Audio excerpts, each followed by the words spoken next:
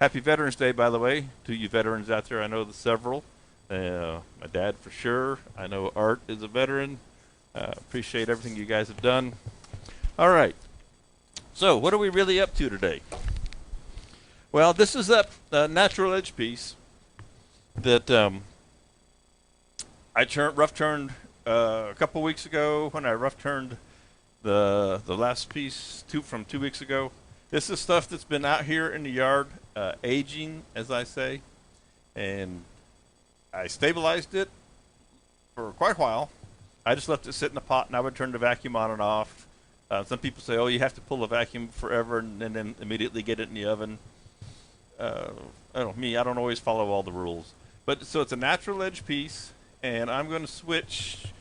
I didn't get my remote up here again, as par for the course. Let me go to red is supposed to be that one. Supposed to be in here. So you can see, I'm going to put it in both of these, how much torn grain there was because it was so soft and punky, and the wormholes that are in it. And again, so it stabilized it, cooked it in the oven. Now I had to break a house rule even of my own. This one wouldn't fit in my oven out here, so I took it in the house last night and stabilized it in the house oven. Most of the smell is gone. Bridget didn't get too mad at me. It's a beautiful piece of wood. Now, I was testing, if you remember, a die that I had hanging around, and you see it looks red now. I can assure you that red's going to go away. You can see I was cleaning up the bottom on the tenon today, and the red doesn't penetrate. It's just on the surface. So be it. Lesson learned. I'll be buying some dye. So it looks like I'm in the overhead camera. Okay. Which is red. Good. So I got a clue where I'm at now.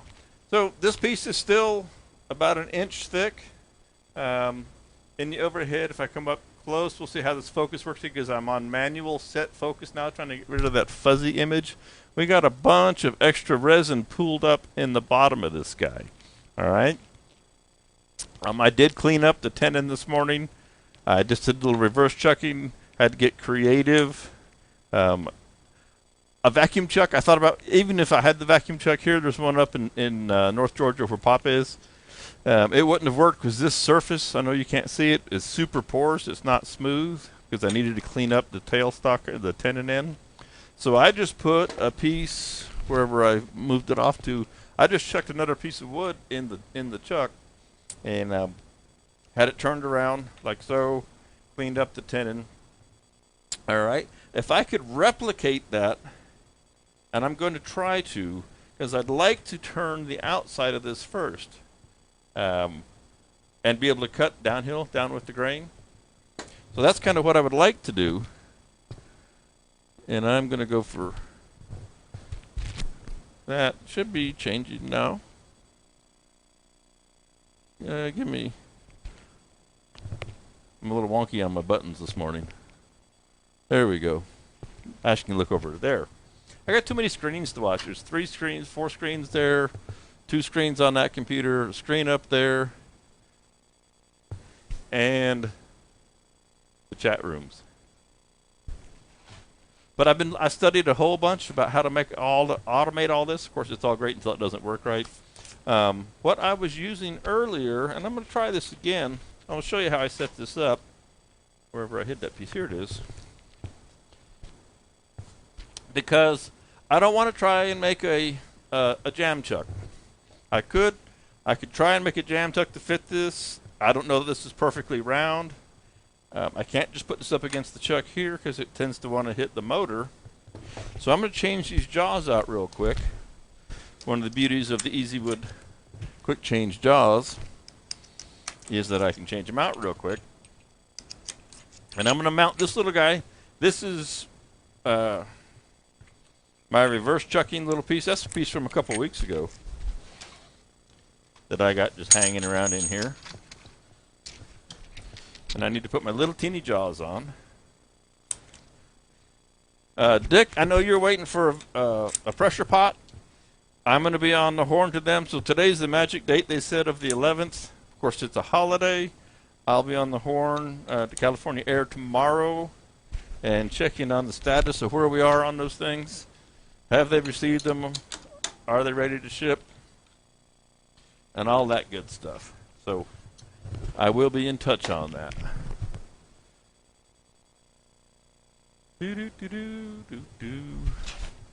All right, so I didn't do anything fancy. And now the first time I did this, I was lucky that I found a good center.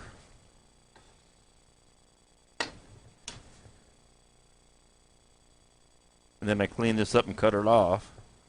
So the question is, can I recenter it like I had it before or not? I'm going to try. If I get close, I'll be happy. Pick them off just a tick. Back this out and see where that's at relative to everything. Probably going to jump back over in that other hole, unfortunately.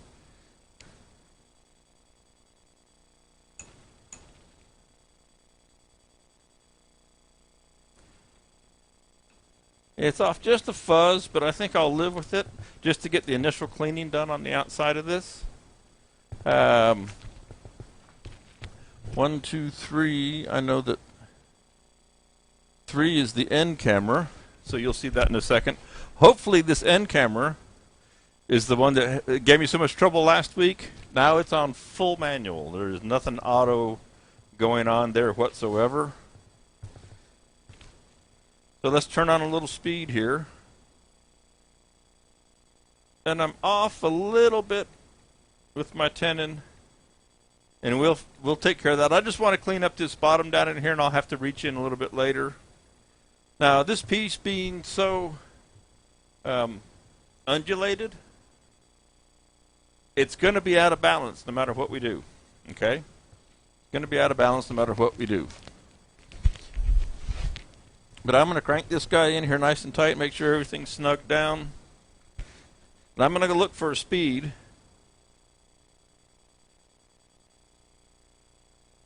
And what I can actually do, I can clean up this tenon. I can re-true this tenon right now, and then whatever, I just thought of this, whatever I cut on the outside now, if I re-true this tenon, will be true to that tenon when I turn it around, if that makes sense. Okay? And things are looking pretty good. There's 950 RPMs, and I'm not shaking or vibrating too bad. So everything's looking pretty good. Like I say, the vibrations aren't bad. Nothing like that. That's running 950. I'm happy as a clam. Okay. So let's get set up. Now, with this resin in here, I don't know, sometimes on this one, is this new? Do I want to use my bowl gougers? I just sharpened up one of the Carter & Son bowl gougers. I also have my EasyWood tools with both the regular cutters and the negative rake cutters on them. Honestly, I'm not sure what tool is going to give me the best cut on this. If I go overhead, you can see, I mean, some of this is torn out very deeply, but this is one also that I plan to probably fill some of the holes with resin. I'm not 100% sure. I haven't made that commitment yet. But if you can, I don't want to reach up and change that camera because I've got it on manual focus to keep it from fuzzing on us. So I don't know how much of this I'm going to take. I want to take away that nasty end grain look, if you know what I mean. We've got the nasty end grain. I want to take that much away. So I think first what I'll do is I'm going to recenter this tenon. I've got enough. I have enough tenon, I believe. I may have to go to a step jaw if I have to, but I think I'm good because I remember looking at in the jaws I still had some room. Okay. Oh, and by the way, it's nice and cool out here. Finally, like I was talking about last week was nice. It's even cooler today. It's in the 40s, something like that. I'm loving life, being nice and cool. Hey, Lorraine. Lorianne, I always get that wrong. You're gonna have to talk to me at the show and scold me on which way I'm supposed to pronounce that, because I'm just not that good. And I feel bad. I know I'm getting it wrong one way or the other. Regardless of that, it's wonderful to see you this morning, and I appreciate you dropping in and joining me here. I am getting ready for the shows. We're doing a bunch of stuff. I've been in there crazy working on that. I'm writing up the descriptions for the new classes. Be an interesting little announcement come out here this week. New addition to the lineup of things that we're working with out there at the woodworking shows. Going to be a lot of fun. The again, like I was talking, I think if you were here last week, I talked about I'm giving away the VIP passes. We will have coupons. Spirecraft will have coupons for discounts at the show. And there'll be a grand prize, a weekly prize. Be using the SMS registration.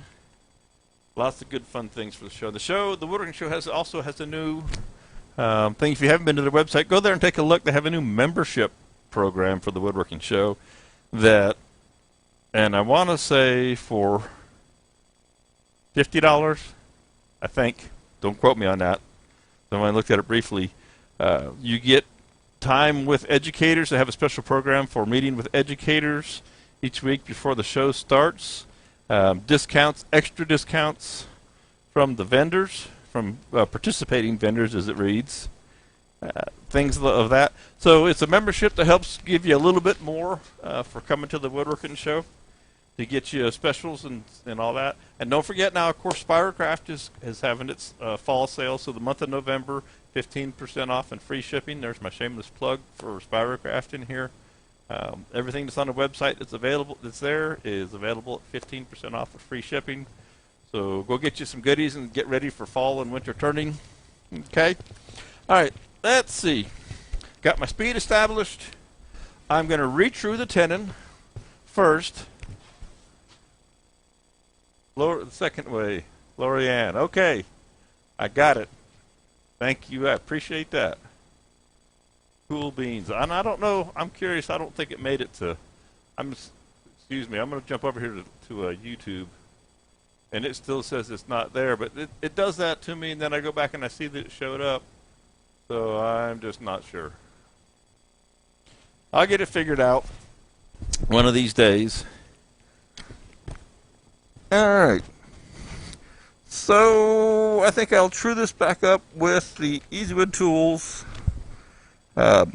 mid-size micro detailer. This does happen to have a negative rake cutter on it, so it'll be a little bit lighter. Check my center. I just want to true up this tenon so that everything else I do is true. I want to take as little off of it as possible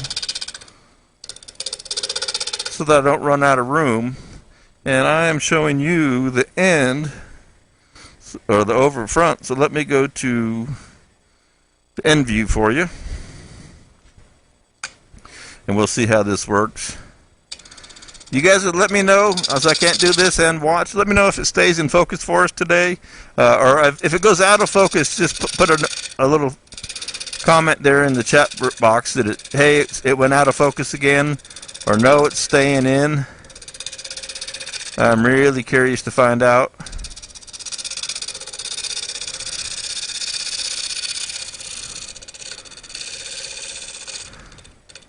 I hope that's not too small. We'll clean this up. When we recheck it like this, we have to make sure that when we re-round this, because it's a little bit crooked, we also have to make sure that this is in the same axis or same plane to our tenon. We have to fix that and make sure that it's flat to it, not at some weird angle. Okay.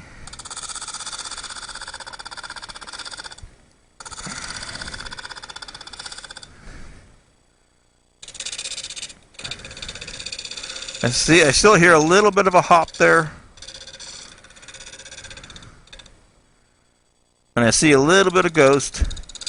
So I'm going to take just a little bit more off and pray, okay? Now that's pretty smooth. Okay. Finish cleaning that up. All right. So now my tenon is true to where it's sitting right now, and we're going to turn the outside of this a little bit. And I'm looking back over at the replay there. It looks like my hand and the tool and the wood is staying in focus. So that's good. Light looks a little weird on it today. Let me see if it's overlit, change that. All right, I'm going to start in here. Can I get in here with my bowl gouge and do what I want to? I think just barely. So I'm coming in with Carter & Son bowl gouge. It's the one that's freshly sharpened up. Let's see how it does. Go traditional on this. This is their 1/2 inch.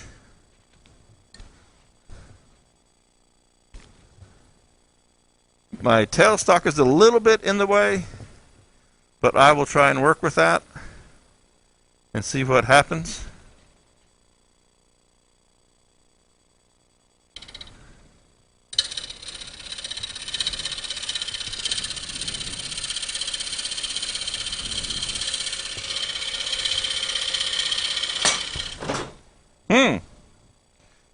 Well, that's just a case a tool fell down. Let me see if, let's see. You can see that pretty good. Also, I can see that the overhead is a good shot.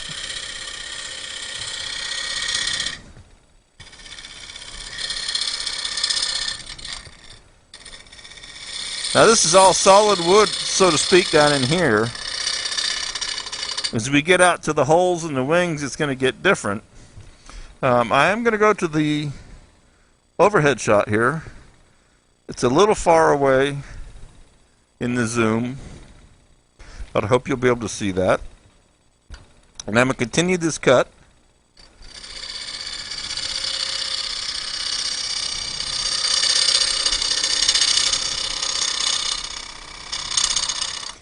I need to stop and move my tool rest so we can also see what this is starting to look like underneath all the nastiness. So you can see we're instantly cutting away the torn out grain. This is cleaning up nicely.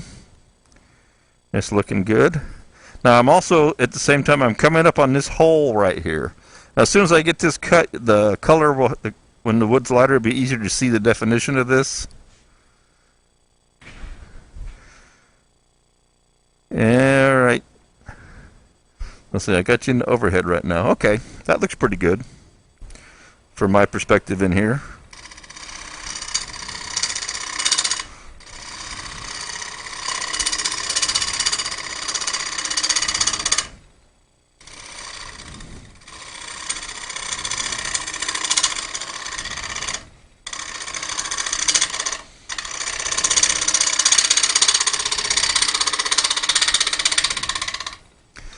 The one thing I do notice, I just sharpened this tool, and M42 steel stays sharp really long. But when we're turning resin, because we really are turning a resin piece, this is completely stabilized in resin. It definitely starts to take the edge off very quickly, much more so quickly. But this is a beautiful piece of wood. Okay, I see. I'll make one more pass up through here, and then I may just run over and resharpen this if I don't like the way it keeps cutting, because it doesn't cut like it did just a minute ago. And that's because this resin is so hard.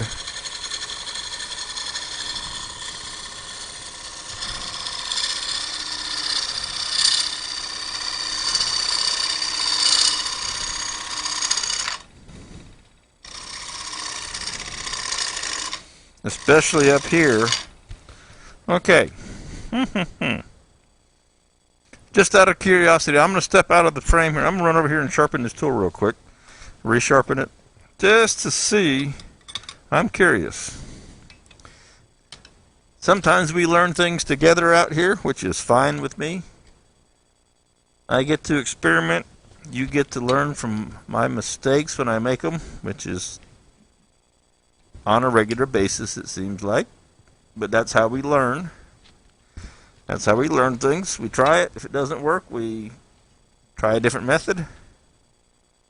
Get this tool just right where I want it here.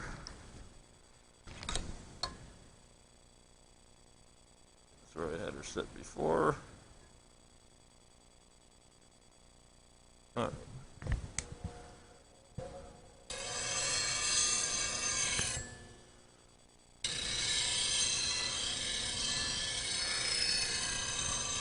Just out of curiosity, see if that makes a difference in that amount of turning. Like I say, it's always fun to learn new things and see just how long an edge lasts. All right.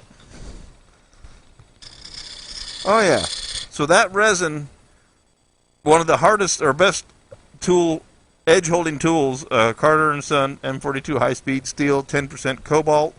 In 2 cuts, about 45 seconds to a minute worth of cutting. Had noticeably lost its sharpness due to the resin that's in here.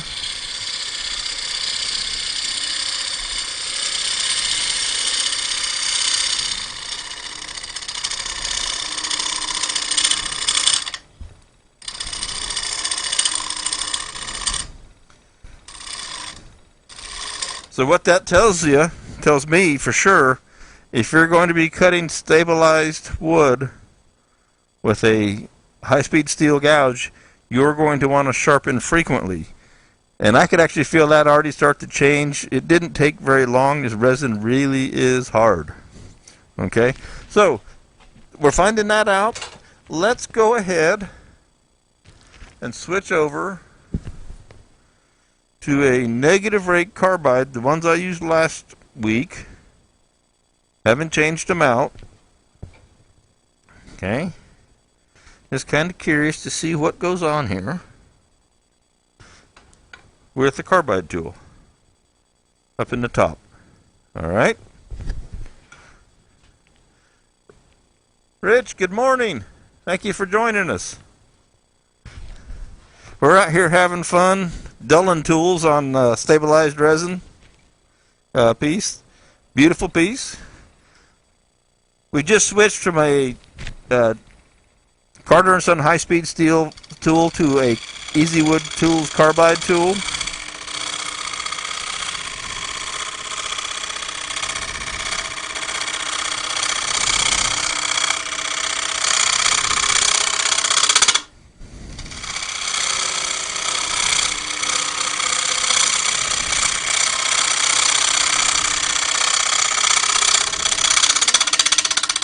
Way up there on the wing. A lot of people are really scared when they're cutting up here on wing because there's nothing here in between. You know, you got the big voids and you're just cutting air. I'm going to take my mask off for a second and change gears here. When you're working with a piece that has the natural edge and it undulates dramatically like this one does, if you'll think in your mind, think in your head, so to speak, just pretend like it's round. A lot of people get hung up on, oh, it's not round, and there's this big hole, and you know, I'm scared to death. What if the tool catches in that when it's referred to, you know, you're cutting wood, cutting air, cutting wood, cutting air, etc. Yes, it is more challenging. The tool does tend to want to bounce around more, but if you come in confident and not take a heavy cut, but keep a light cut, but keep it consistent and not have yourself. I've seen some people that get really scared when they get in here and they're real tentative. That gives you trouble because if you back off the tool or let it have not enough pressure and the tool can bounce, then you run into trouble. So keep that tool solidly cutting. The speed being high. I'm turning almost 1,000 now. Let's see, what am I turning? I'm turning 950. Let's go ahead. I don't know if I can get there without the vibration because this piece will never be in balance. It's just a given because it has the wing sticking up. So there's 1150. But I get a little bit of vibration in the lathe, so we'll see what happens at 1150 when we turn again here. But if you'll envision that this piece is still round and there's nothing missing, it'll really help you psychologically to get past that. Okay? Now what I want to do here, I think I'm going to do a little more shaping with the round tool, and I haven't quite cut here. Then I'm going to switch over to a radiused carbide cutter and get a cleaner cut. And if I get this outside to where I'm happy with it and there's no tear out, then we'll be turning this thing around pretty quick. The inside's going to be a lot more fun. I have plenty of wood to work with, so that's really not an issue. So I can cut away as much as I want to or as little. Okay? If there's any questions this morning, y'all just fire in there. Let's go back to overhead for you.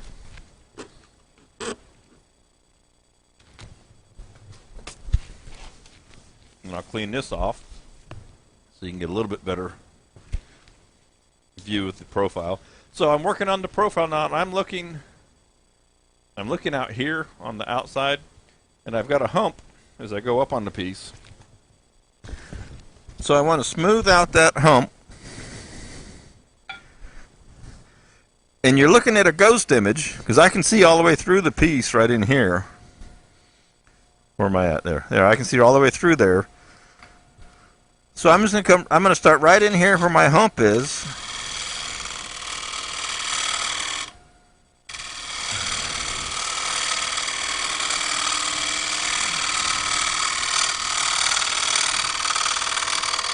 So right here is where I'm cutting just a little bit of wood and a lot of air.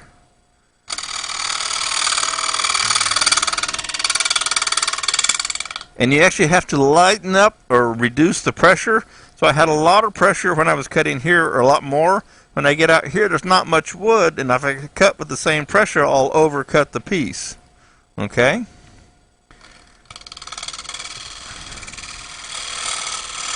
So right now I'm really just shaping, and I'm starting to think about, well, do I want to change the profile of this piece at all? What do I want to do down here in the bottom of this? I think I will change this bottom profile just a little bit. Now it's interesting. We all know that carbide stays sharp a long time, and it is staying sharper longer than a high-speed steel tool in this case. I know the folks at Easy would love to hear that.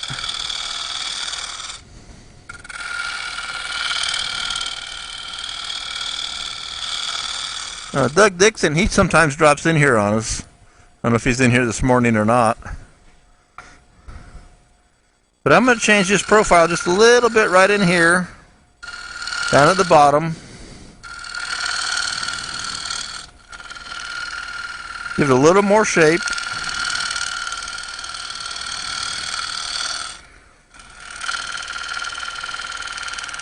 Without taking away the seat from my jaws.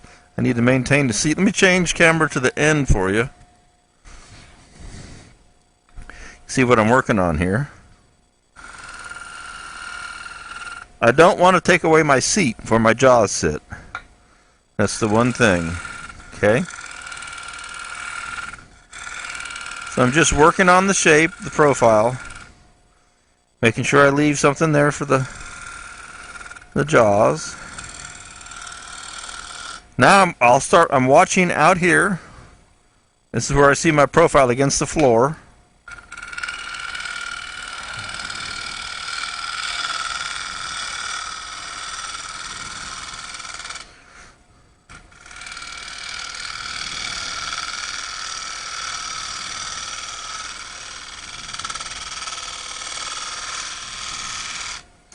So there's a hump right in here. When you have really good high contrast right here, you can really see what's going on. I just cut a groove there by accident. I have to clean that up.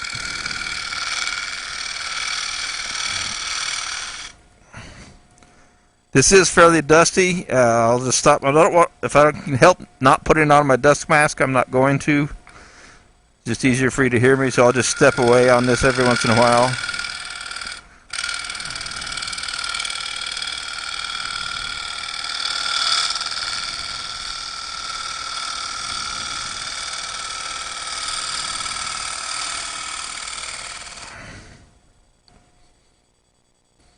I need to bring one of my dust collectors from Colorado here. Shop overhead collector. Let's see what that looks like with it. Some of the pink got into this one better than the other one. So this is holding in there pretty well. So here we've got our wormholes. We've got our spaltine. Spaltine all over the place. A little bit of end grain still showing, turning out here. Okay. Now I think I'm going to switch over to a radiused carbide negative rate cutter and clean this shape up a little bit more on the outside. Those wormholes are filled. And I don't know if I'm going to fill these wormholes or not. I may just make this guy a natural piece. But let's see what we can do to clean this up some more. It looks like things are staying in focus. So my plan there is working. So I need to raise my tool rest up a little bit here.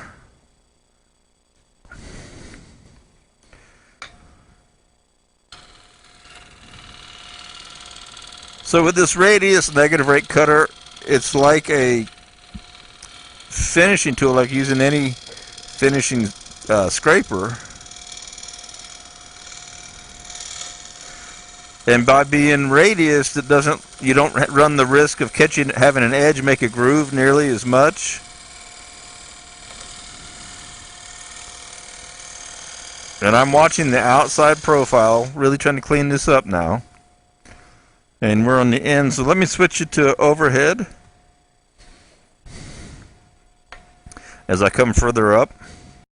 And let's take a look. Let's do something here while the dust settles. Let's put a little denatured alcohol on this guy. My live video is interrupted. What's the deal? Why was my live video interrupted? Huh? I don't like that. It should resume shortly. Wonderful. Great, great, great. I didn't go anywhere, I promise you. It resume shortly. What's going on with my internet today? Let me see what's shaking over here. Hope I don't have technical difficulties more than usual today. Why did we go offline? Huh? Why did we go offline on Facebook? What are you doing to me, Facebook? Let's see here. I doubt you can hear me. Solar flare, I'm back now. Okay. Let me move. See if I can move forward in this. Solar flare. I'm still seeing paused. Of course, I'm looking at a delay. So, and that was at 10:42. 10:42. Okay. Maybe it'll show back up on my screen here in a second. I'm afraid to refresh this page for fear, but we'll see what happens.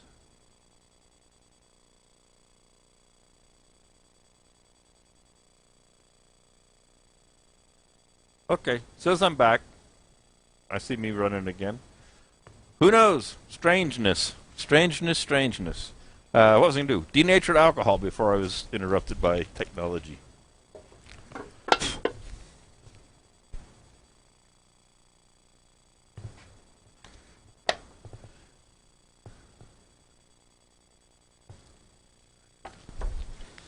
So I don't know if you're getting it or not. My internet's usually pretty good. But here's some of the colors that we're going to see and the pattern in this. End grain is still fairly soft and absorptive, for lack of better words.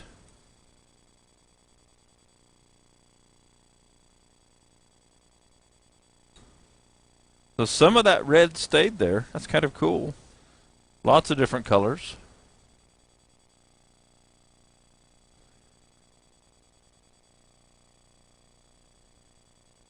Okay, now at 10:44 it says, huh, I can't see it on my end, but I'll take your word for it. Let me refresh this one more time. Maybe Comcast is working on the wires today.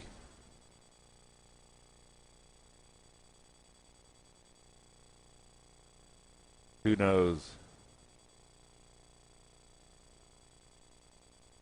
I don't know. Let's get back down here. All right.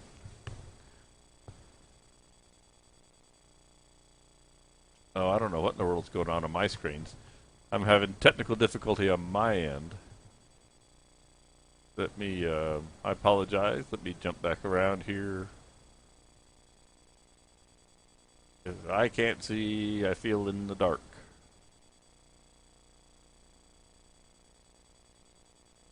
Gotta love technology.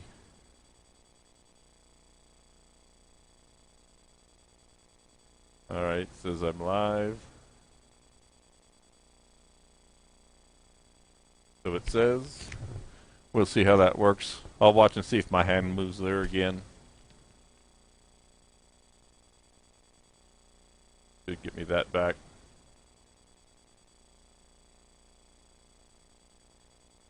Who knows? Who knows? Who knows? I'm going to turn that again, and I'll show this again if I was missing. There's some nice colors in this. Yeah, okay. Looks like we're back to life. And, oh, let me go to N camera. N camera shows this pretty nicely too. Some of the grain patterns in here. Okay. Especially up around this area, which is just slightly out of the camera for you there. Pretty unique. Okay. So I'm going to go back and make a few more passes with the radius negative rate cutter, and then we'll turn this guy around.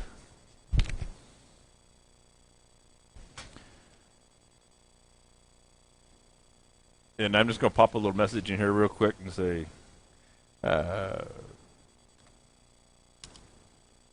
good to be back. And make sure I see it pop up in the feed. Okay. All right, where am I at? Mask. And we'll finish turning this guy. I think I'll leave that end shot for you. It's a good looking shot today, and I hope, like I said, I hope it's staying in focus. JP, what do you know? John Phillips, master of the Fiat. Inside joke. The blue Fiat. All right. Off we go. We're going to make another pass to clean this up just a little bit more.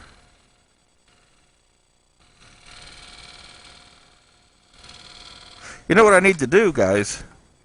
I haven't done this in a while. My tool rest is a little rough. Where'd I hide my file? I'm going to clean up my tool rest real quick, provided I can find my file. One would think I would be organized, but then again, one would know better too. It's supposed to be in the drawer.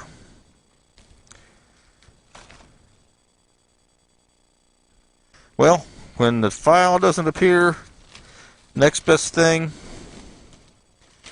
let's find this little piece of sandpaper here.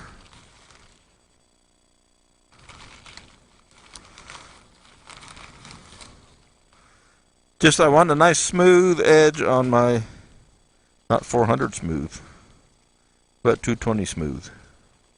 I want a nice clean edge, smooth edge on my tool rest, because I'm making my finish cut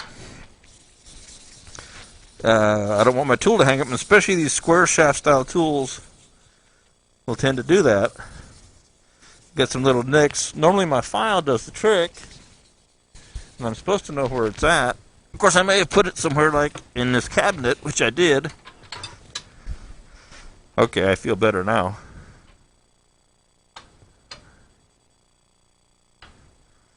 So I'll just take my file, my flat file, and I'll take all the nicks out of this real quick.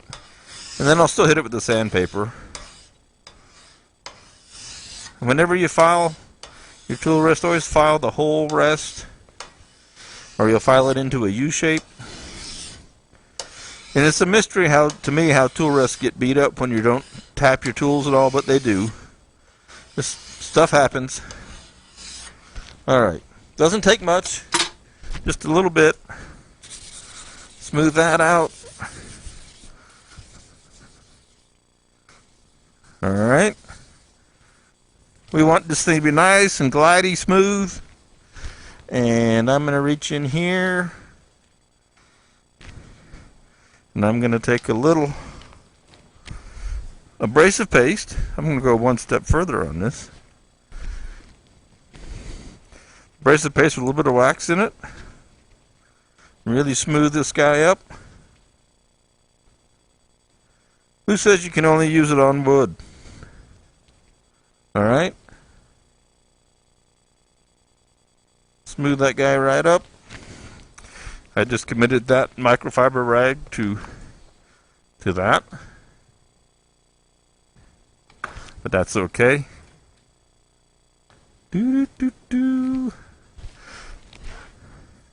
Alright, as I was about to do, clean up pass with a negative rate radius tool. Double check that. Got my speeds up good. Nice and clear. Oh, that's so much smoother. Okay. And I am on the end camera for you guys.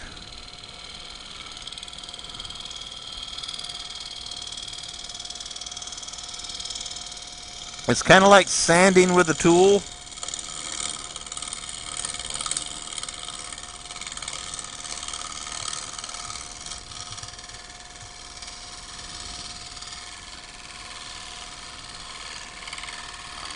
Because you can see how fine the powder is that's coming off. Okay. Move my tool rest up to the top here a little bit more.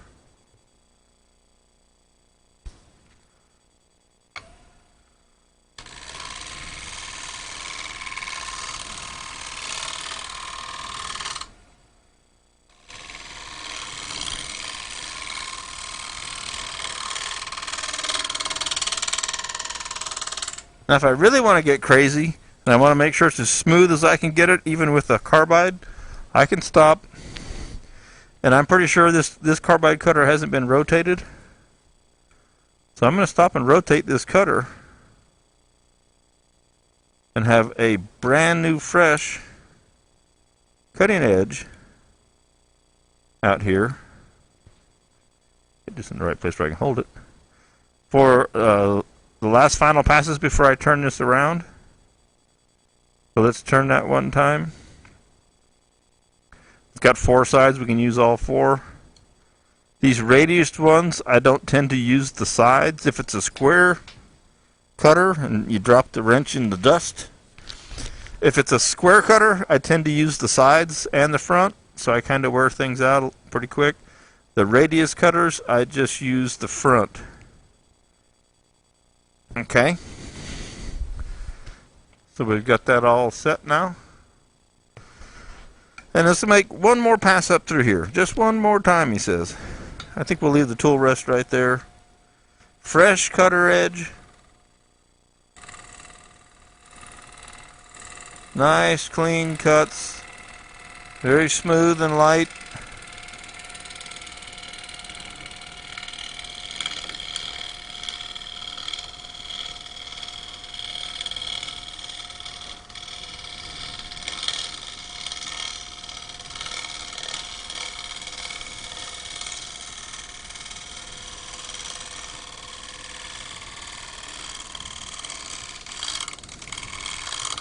Now we're up here where it's the openings.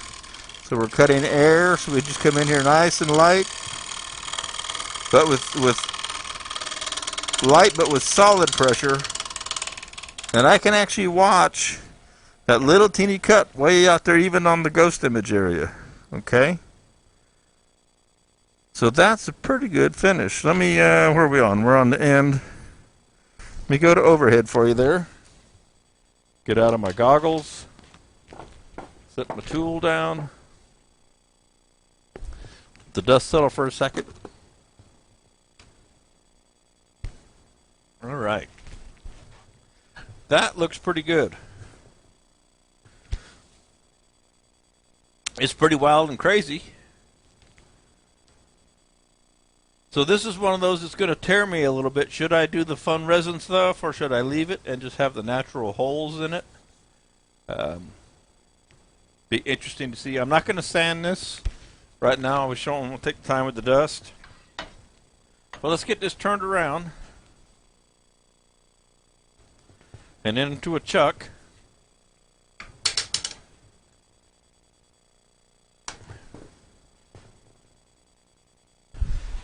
Get this turned around and into the chuck. And then we'll go after the inside. You can see it's dusty. It's all nasty dusty. One of these days I might finish this little guy. You know, it's kind of cool. So if you remember this one or not. I'm in the overhead there. Let me go to end. Ah! There it is. This little guy that I made. Fun little piece. Got to finish hollowing it out. Anyway, we'll just set him off to the side. Change our chuck jaws, because I've got the little, sorry for the squeak. Somebody needs to oil my bed. It's amazing down here in the deep south, humid. I mean, I'm an hour outside of Savannah. I can clean this up, and on a really humid rainy days, or even just the humid days with no rain, I've seen the bed rust overnight. Even with oil on it, put WD-40 or wax on it, it'll still rust up overnight. Pretty crazy.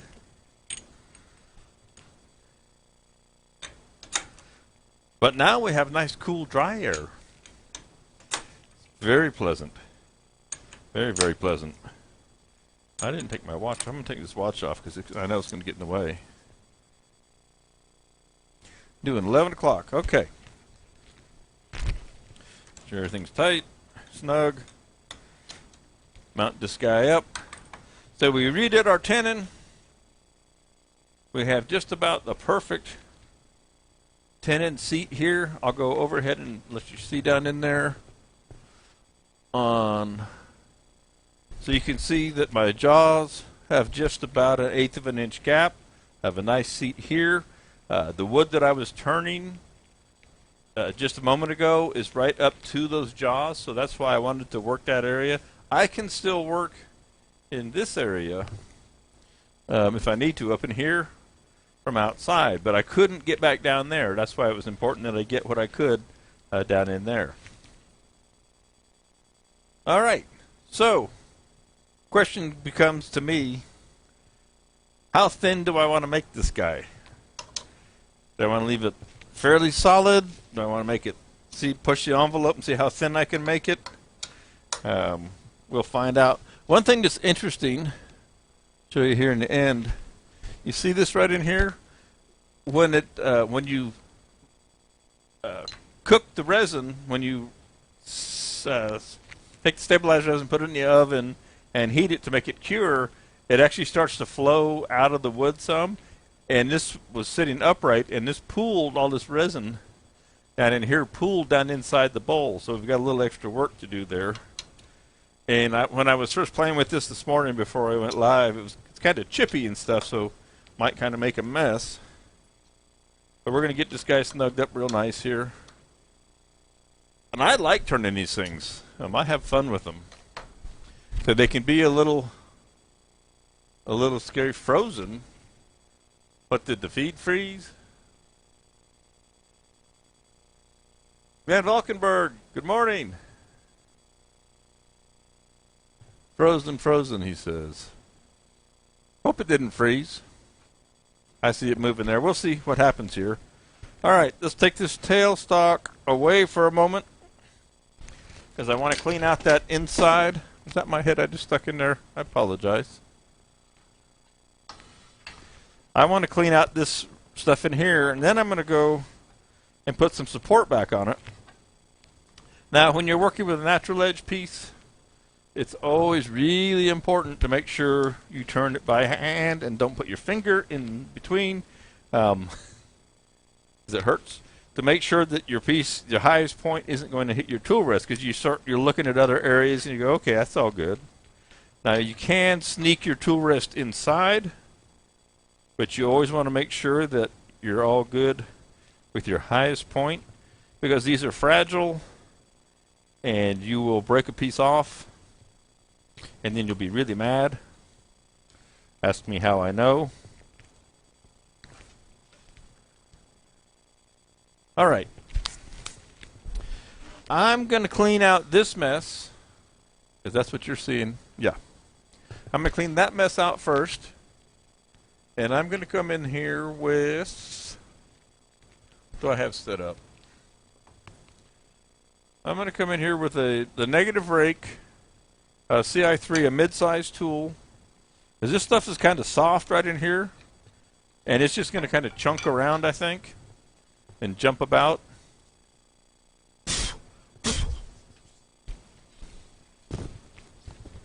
Next week, I'll take this off for a second. Next week, I'm so excited. I don't know if you guys saw some of you saw the picture of the piece I was playing with this weekend, the resin holoform. So I got a couple of things I need to do before I want to bring it out and show you how to do it. It is really cool. I was really excited. You guys, Bridget, I went in the house last night. I was like, maybe you can check this thing out. This is really neat, you know. I'm on the wrong picture. I'm on the wrong camera. I can't show you my enthusiasm. I ran in the house and I showing her, and I brought her out to the shop. I was like, you got to see this piece. You know, it's so neat, and the way I'm doing it, and the special molding technique that I'm playing with. And I just got a few things to tweak on it, and I'm going to do it next week. It was really cold last night and this morning, and I wanted to have one done and be able to do a second one, show you how I make it, and then turn the first one. So I'll get that ready for next week. But I'm really excited to show you that process. It's going to be a lot of fun. Just had to get that in there. And it's using the gel resin, that I have in the store. Again, I'm plugged at the store. It's got a sale going November. Everything's 15% off and free shipping. Go get you some resin. Have fun. Ask Dick Gerard. He's been working with it. Good stuff. All right, let's go inside. Easy Wood Tools, mid-size. They call it the finisher. I just call it the round tool. Now I turn this piece around, so I'm going to recheck my speed to make sure nothing is crazy. Okay. I'm not going to go super fast. Just turn in 1,999, as a matter of fact. Bring my controller up out of the way. And I'm just going to get this excess resin out of here. It's really noisy and chunky and stuff. One thing that's really important, I'm going to stop here for a second. So as you put your hand up on the tool rest, like we all do, as you're holding the tool, it's very, very easy to let your hand slide over the tool rest. And if you're really close, when this piece comes around right here, let me show you this in the overhead. Can't wait till I get my remote closer. If you're sitting here turning just like this, and this piece comes around, and the flesh of the end of your hand is right there, it hurts really bad. It will take the hide off. So be very careful, because I've only got an 1/8 of an inch of clearance right now between the highest point here and my tool rest. And I tend to use my tool rest as a guide for my finger. I usually let the palm of my hand and my little finger generally sit right here behind the rail. And if it ever slides over, I have a little mental cue that says your hand is too far, especially with a piece like this. Always something to keep in mind. Because it's easy. You get to working down inside here, you forget about what's going on out here. Easy to get hurt.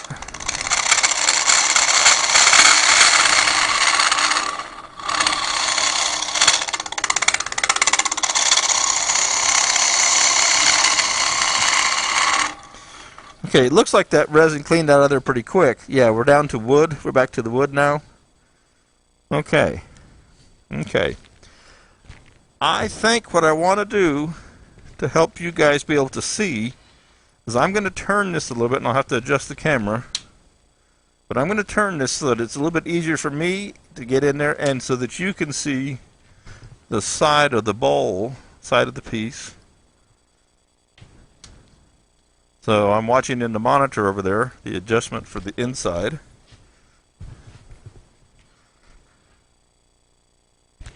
Alright. I'm on the overhead there, dummy.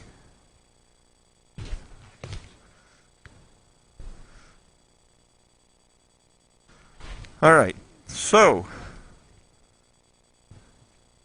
now you'll be able to see in here pretty well. And what I'm going to do is attempt, bear with me, I'm going to change the angle of this camera so that you can see inside better. I've got it on an articulating arm. Alright, I don't think I changed the distance too much for the focus because it is on a manual focus now. So that should let you be able to see in there a little bit better. Now it's interesting, you'll see, move this back out of the way, you'll see a strobe light effect. Okay, so you can actually see my hand, past the piece right through the air where everything's at, but you'll be able to see all the turning going on that inside edge. Alrighty? I always want you to see it as much as you can.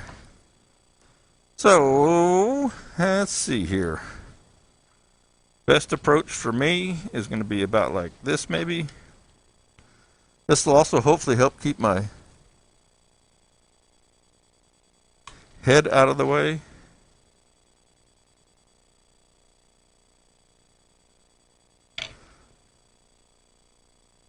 Alright. Yep, that looks good. That looks good. Okay, this is where it gets really scary because trying to approach the piece. So this is really tall.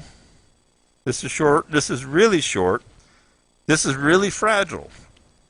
So we want to come in real light, and we're having to cut against a ghost image. So all you can see is this ghost image right here.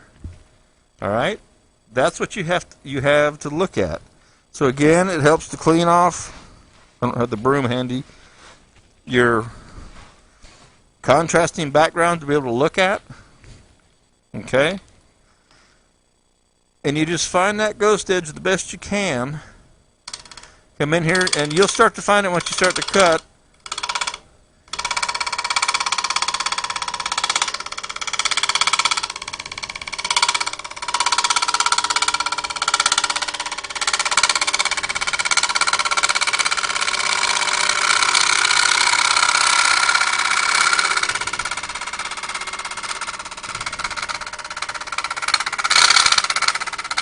And what I'm going to do, stop this and see if you can see. Kind of makes a mess in there. I'm going to cut from the highest point down to wherever I have solid wood. I call it the wing section. So as I'm cutting, I'm going to stop when I get to what I see as solid wood in, let me see how I can point this out to you. So right here, you see where my finger disappears? That's where solid wood is.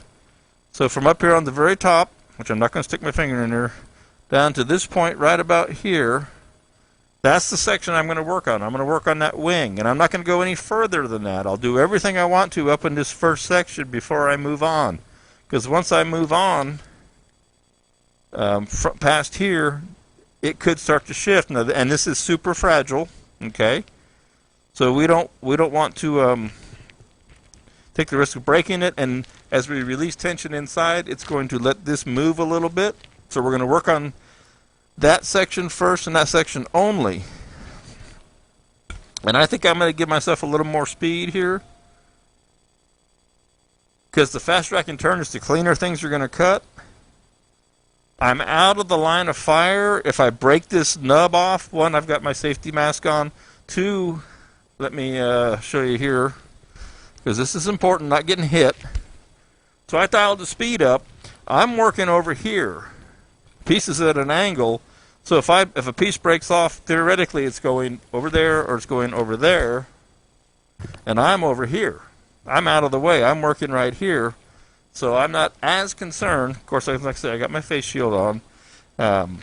So I turned the speed up a little bit more. Got past a little bit of vibration. So right, that's 1200. There's 1500. So I'll probably, and that's, I think I got it geared at 1500 anyway. So that's where I'm going to stop, is right there, and leave it turned at 1500. I'll get a cleaner cut, because that gap of air and wood and air and wood is much shorter when it's going faster, okay? And let's go to that end camera. I know we're getting a strobe effect there, but some of that's because of the wood missing.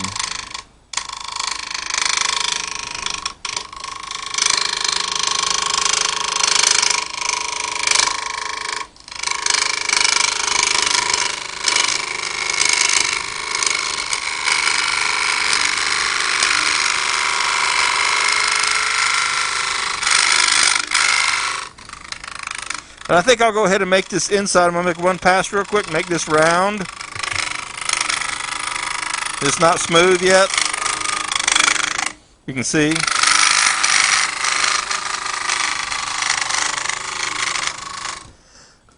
Also going to let some of that dust settle for a second. So I'm getting it. I decided to go ahead and smooth out the inside here, so it's a little bit more in balance. We'll let that dust settle down just a little teeny bit. And also take a look. Okay. Because these do have a great possibility of flying apart on you. So we do want to be careful.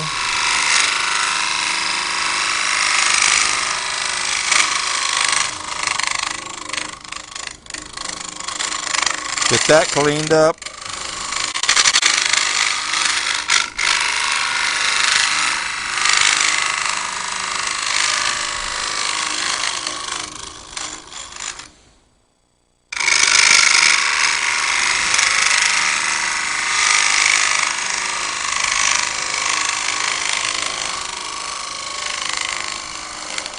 All right, stop and take a look. Let the dust settle. You can see, like I said, I can see the dust going off up there on the delay. I know it's dusty. All right, that's pretty round in there now. So the question again becomes, how thin do I dare want to make this piece? There's an aesthetic for thickness and thinness. Some people like one, some people like the other. The thinner it gets, the more risk you take of breaking it. But that also adds to the challenge. If we make this piece, try and make it super thin, we take the risk of breaking it. But it also pushes us to try more and try a little bit harder. Yes, it's a very nice piece of wood. You don't want to break it. But if you don't ever push yourself a little bit, each time push yourself a little bit harder, a little bit further, yeah, you're going to break some. You're going to ruin some nice pieces every once in a while, but in time you'll get better with that, okay? So, and also I see here that this has opened up. Let me change camera back again. The best way to show that one is in the overhead, if it'll show up here. This just opened up a hole all the way through right here. That something came flying out of there, it looks like. So this is really brittle. That's just a little teeny wing right there. So gonna have to keep my eye on that. and see what's going on. Mary Alice! Oh, what did I do? I changed pictures, did something. Good to see you, Mary Alice.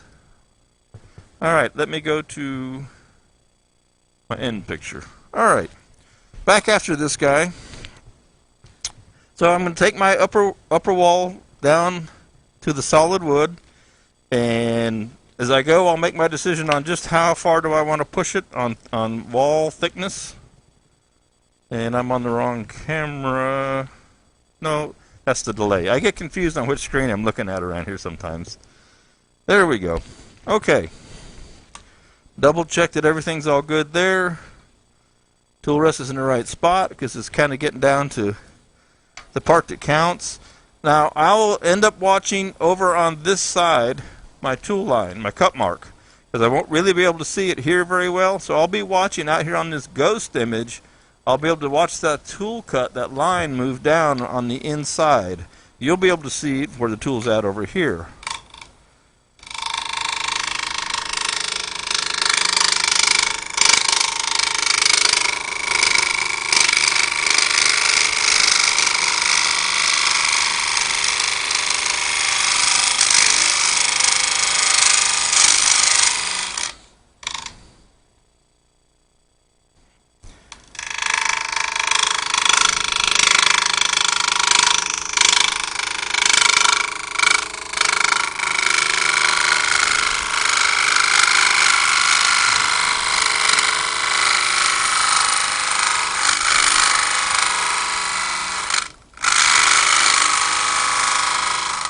Okay, stop and take a look. Never hurt. I mean, don't ever hesitate to stop and take a look frequently at where you're at. So I can see that I'm not quite down to. This is my cut line, my furthest cut line. I'm almost to the lowest point right here. I'm not quite there yet. Just like I did with the radius tool, I'm going to turn this cutter because it's not as sharp as it was when I started. And I believe I have a rotation in it, so I'm going to turn that cutter. You cannot stress enough the importance of the sharp tool, okay? Especially here. So if we have to press harder because our tool's not as sharp, change this for a second. If we have to press harder because our tool's not sharp, we really run more of a risk of breaking our wings. So the importance of a sharp tool cannot be stressed enough. If it means you got to keep another cutter over there, or well, these negative rakes you can't resharpen them. The regular ones you can. If you're using a standard high-speed steel tool, you're going to want to sharpen with this stabilized wood a lot, because if we put more pressure on this as it gets fragile, if the tool doesn't cut easily and nicely, it's running the risk of breaking the piece. Okay. Walk over here to the end. And I'm having fun. I love doing these. I mean, I love pretty much everything about turning other than maybe making bottle stoppers. I'm having a ball out here today because, again, I spend most of my time in the office in there. This is my fun time these days. So for me to work on a nice, this is a difficult natural edge with all the variations. I'm having a ball.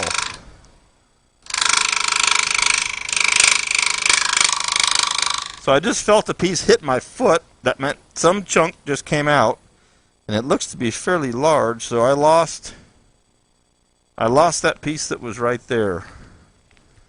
Luckily I have shoes on.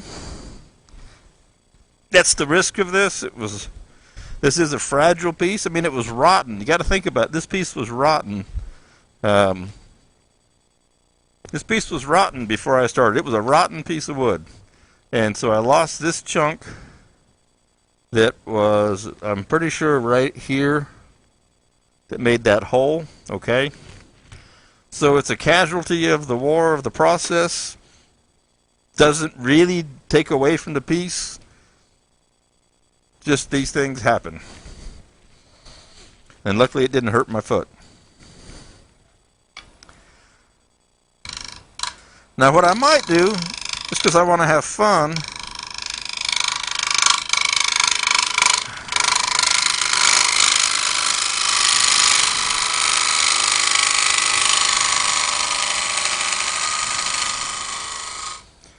I'm going to get down a little further here.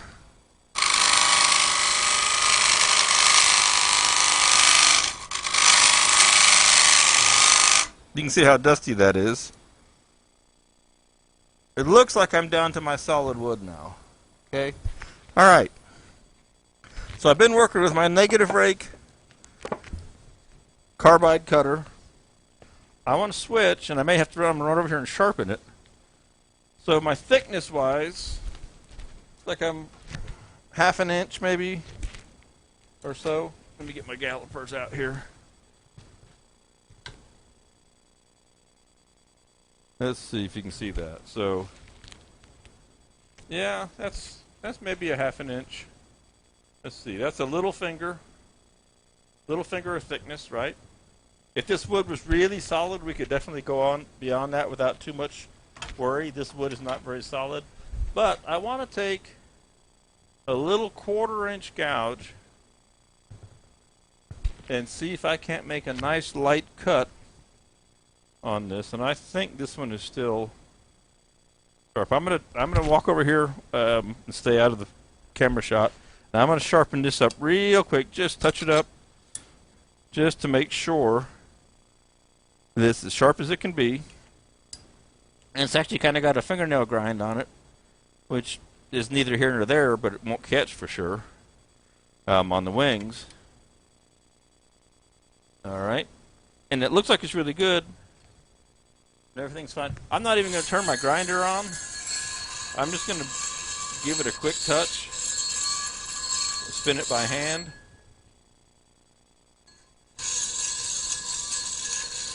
Because it's a little teeny gouge, and I like the profile on it. I don't want to take a chance of changing that profile. I'm on a CBN wheel. Okay. And I'm just freshening that edge up. I mean, I could get out my diamond card and do the same thing, but this seemed a little bit quicker because I have to go root in the drawer for the diamond card. Now the difference is going to be that I won't be able to come down the side of the tool and keep my arm out of the way. See if I can keep my hand out of the way. I think I can keep my head out of the way here. All right, let's see what happens with this, because I always like to try all the different things, right? Clean my mask off, because it's always fun to try all the different tools. I'm a fan of all of them. I do not have a prejudice over tools. My prejudice is whichever tool works best for what I'm doing is the one I want to use. Okay? So let me see if I can make a nice light clean cut with this. So I'm way out here. And actually, I think I'm going to drop this down. Okay. Jim Haynes, are you using a negative rake cutter? Yes, Jim, on the EasyWood tools, those are negative rake cutters. So I can't even see this. This is all ghost out here. Trying to find myself some contrast, get the dust off my lathe bed.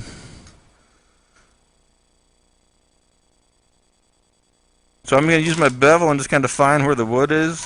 There we go.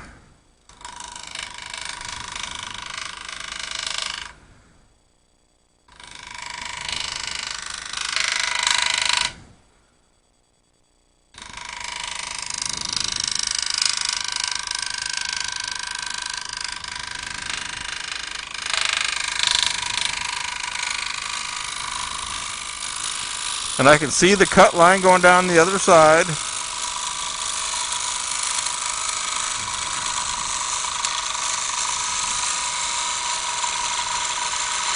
Move my finger back because I was afraid I was about to stick it into the wood. Okay. So that's a nice clean cut. This is actually a little burl up in here. This section right in here is burly, so to speak. And see how you can see this cut line. I just cut to here, and again, I wish I could zoom in and out. So that's, I'm going to stop there. for thickness, my ego's okay with this one. If I stop right here, that thickness is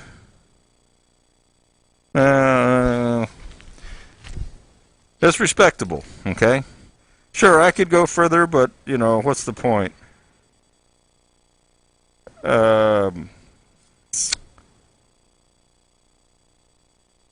It's about 3/8. About 3/8 for this wall thickness here. It's a strong 3/8.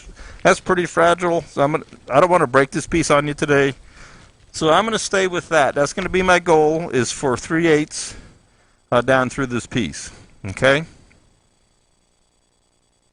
I'm comfortable with that.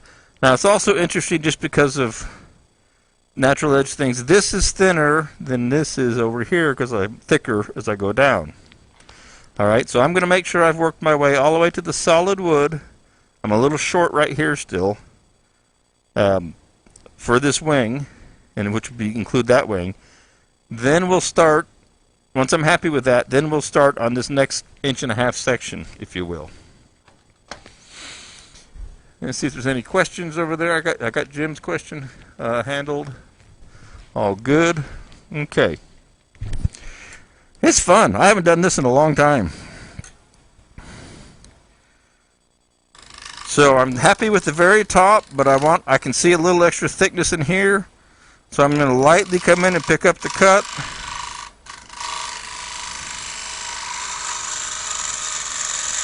Now there I'm getting to the worst. I have the other, I haven't gone past.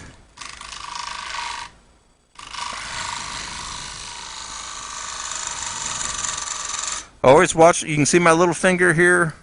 See me wiggling my little finger? That's trying to crawl over the tool rest because I'm paying attention to the tool tip and not my hand, and I have to be careful about that.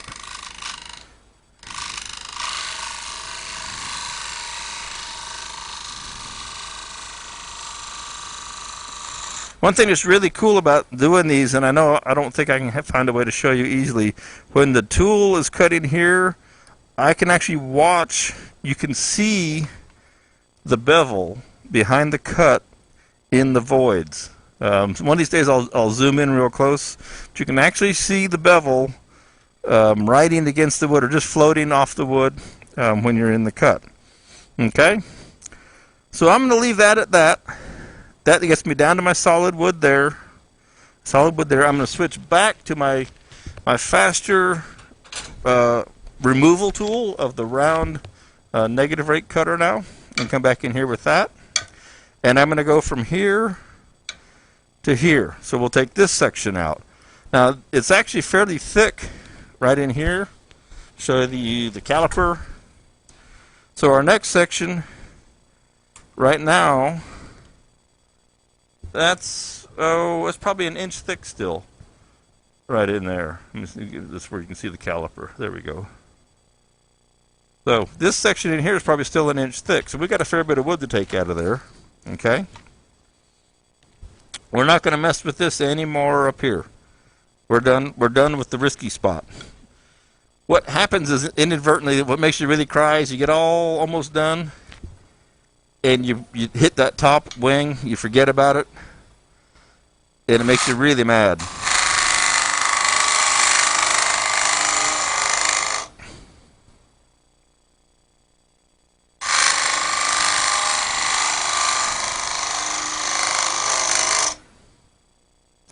I'm actually kind of starting and stopping so I don't get too much dust in the air, because I don't have my dust mask on here today, and it's just hard to see.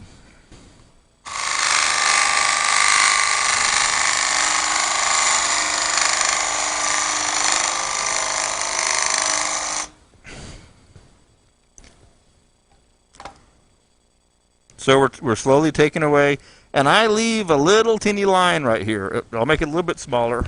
I may open the door here in the studio. Some of this, more of this dust out. I got to remember to, with the stabilized stuff, that it's really dusty. I leave a little line right in here So that's my reference point. And I won't come back up above that while I'm working on this section, and I can always see it there. Okay?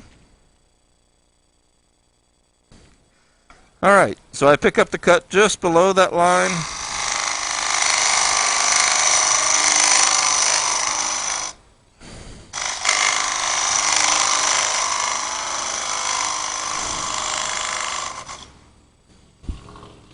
And I'll stop and look on the outside.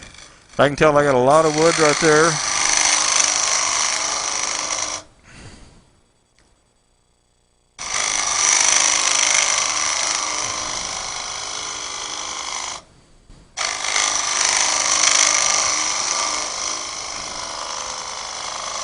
You see, if I use this carbide negative rate cutter, so I'm not wearing out the edge on my high-speed steel tool, which I would have to go over and sharpen more.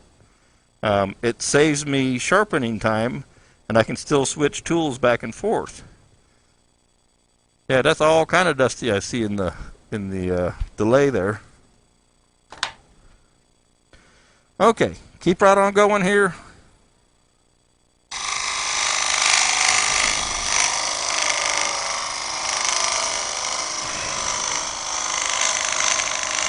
Go ahead and go across one time.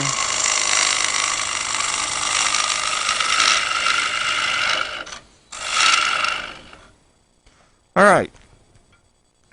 Let's see here. I want to take a little bit more. I think I'll switch tools. Let's have fun. Let's go back to our little tool, our little Carter and Son 3/8 gouge. Freshly sharpened. I only made a couple of cuts, although I can assure you, it's not because of inferior quality. It's a great tool, but this resin is so hard on the cutting edge. And I'll start to take, because I'll get a little bit cleaner cut here. And I got some extra wood in the bottom of this cut still, so I'll go kind of heavy for a second.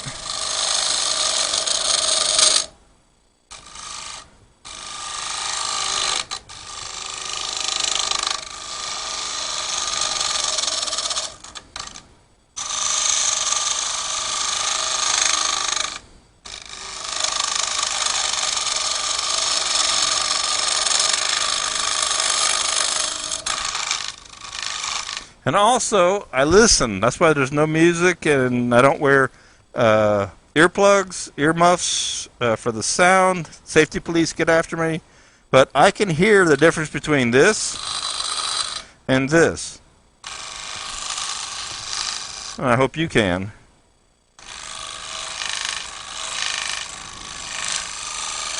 So I'm picking up that cut where I had stopped now.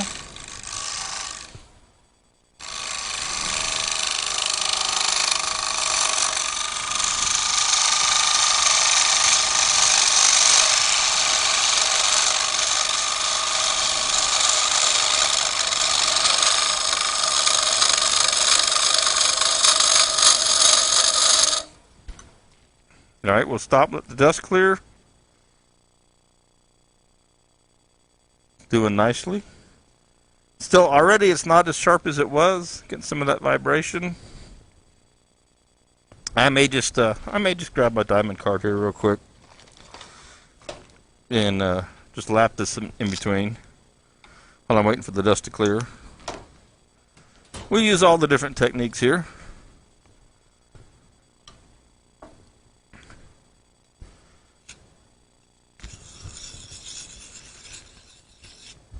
Freshen this edge up just a little bit. It's really hard on these small ones. That's why I was kind of avoiding it to get the flat.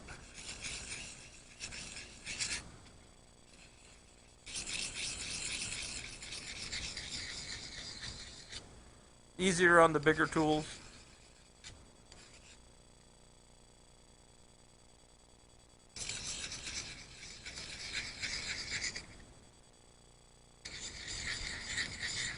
A little lapping fluid. This is the Trend Diamond card. The 600 grit. Because I'm just wanting to kind of hone that up just a fuzz, alright? Not anything heavy duty.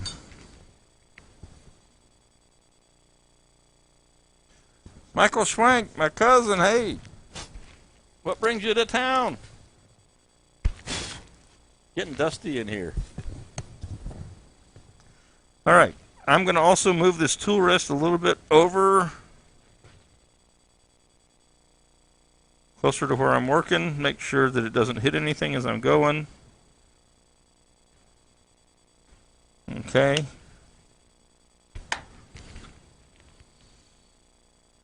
All right. Now the grind I have on this tool is not optimum for making this turn that I'm working on, but it's good for the walls.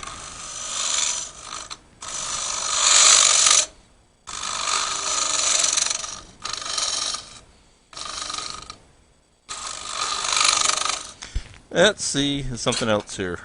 That's just not the one I need for this.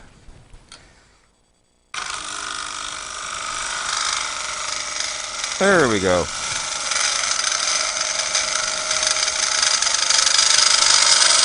This has got more of a traditional grind. It's actually a Sorby. It's ground almost in a traditional shape, but it lets me make it around that corner.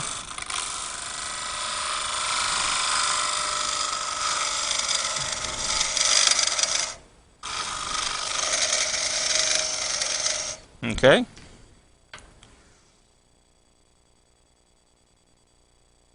Right, the wood is nice and pink in there. Some of the color actually got into this one all right. So a little bit more work right here. We're almost to that second bottom of that second stage. And then I'll switch back to the carbide tool again.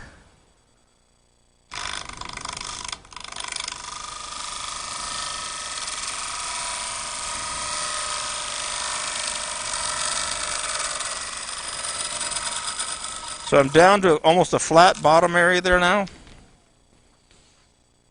Cleaned up those tool marks.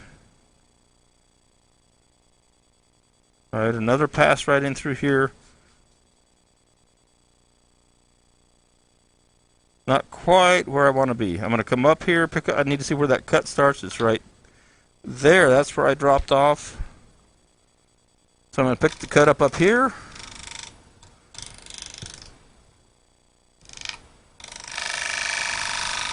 I'm watching my tool cut on the opposite side.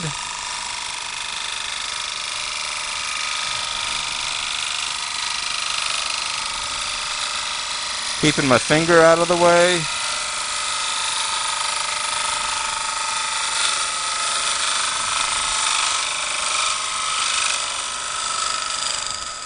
And stop. Okay, I'm happy with that. I'm happy with that. Dust storm in here. If we check this with our calipers, I may turn my fan on.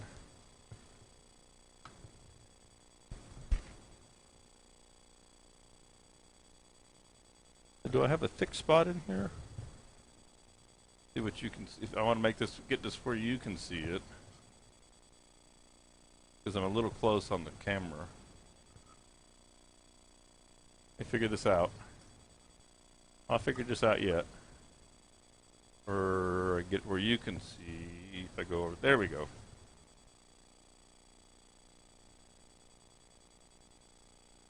So that's pretty uniform. That's a hole I hit right there. Okay.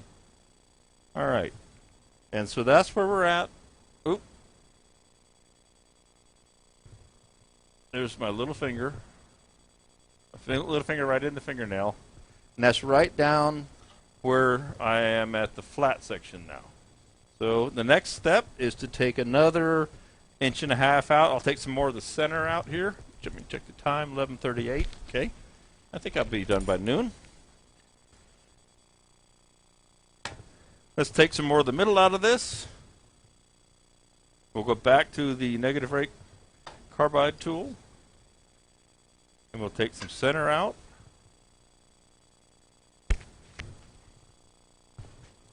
Any questions over here? Everybody's looking good. Dad says, let's see, not showing up over there. Fan in the doorway will make a big difference. I'm sure you know, you're right. Little birdcage fan up here sitting in the doorway for dust. You're right, and I actually have a fan. So I'll tell you what, guys. Since you're giving me the heads up to you're allowing me to move my fan, turn my fan on. It gets on the microphone, but I'm going to come over here. I'm listening. I listen to my audience, and I especially listen to my father. Believe it or not, Dad. And I'm going to turn on my fan over here. And I'm going to blow this dust out the door as best we can for what we got going on here today.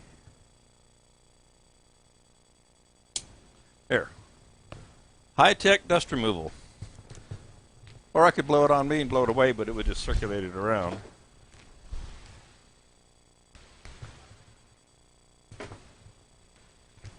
I'm trying not to blow it over on the computers is the thing.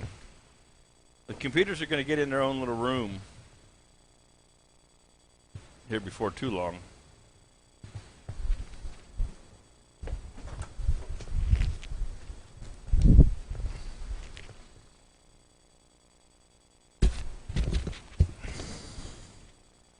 And let me try one more adjustment here real quick on said fan,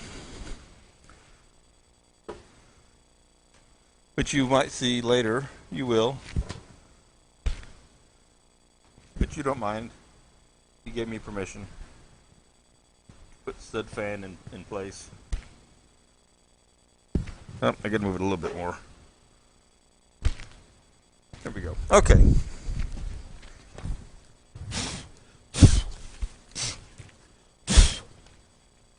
Sorry for the puffing sounds. I was blowing off my mask. And inside we go. And I'm going to pull myself some more light into this inside. So I'm going to turn another of my overhead lights on inside here so I can see a little bit better. All right. Everything is clear. It's good. We're at the center. We're all good.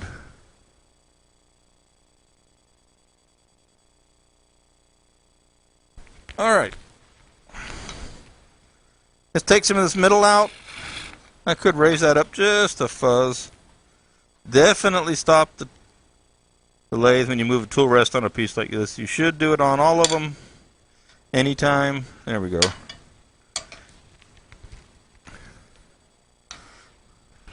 So what I'm going to do now is I'm going to take about a ½ an inch out of here, right in the very center. Everybody has their own way, and this is going to give me somewhere to work to. Just a point of reference, okay?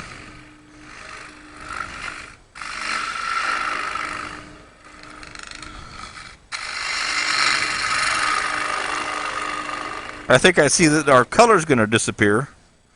And I'll just take and stick my finger in here to check that. So that's not too far from the bottom. Okay, so now we're going to go ahead and work this section between here and here. We're going to work some of this away. All right? So I'm just going to kind of get in here and go.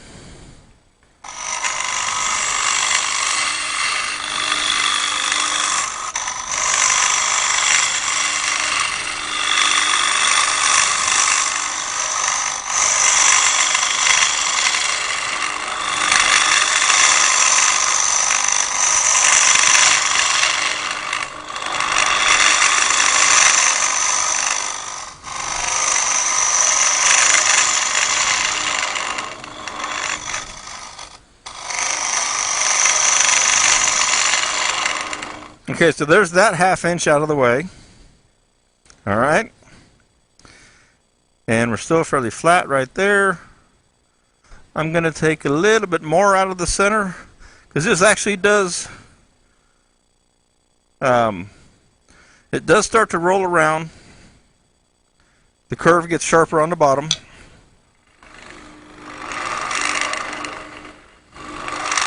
So this is the real test on the wood. Did my resin penetrate? This would be the thickest part of the wood. Did I get resin penetration into here? Well, obviously I did to this point.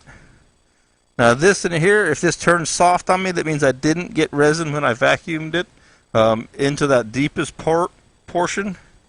And it does seem a little softer. Be interesting to find out.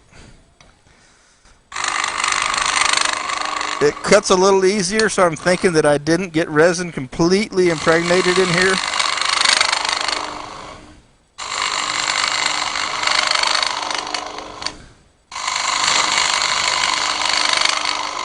It's not super soft by any means.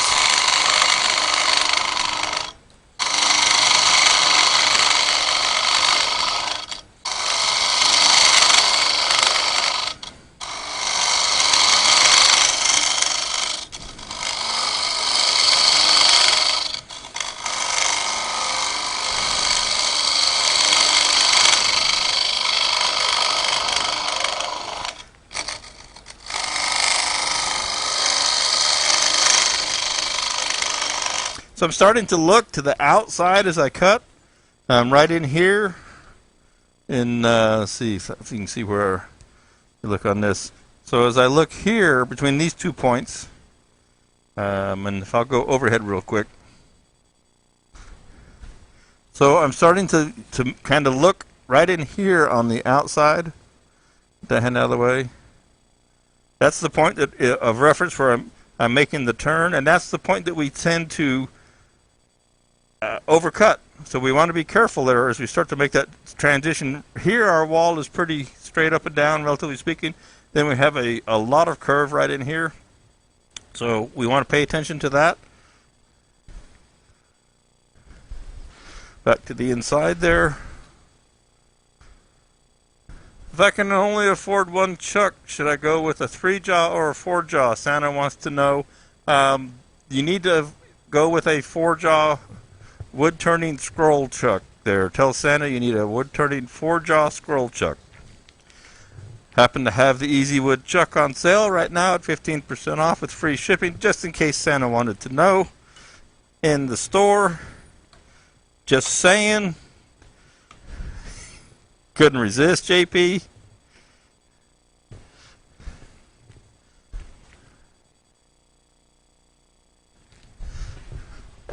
What Arthur says. Absolutely.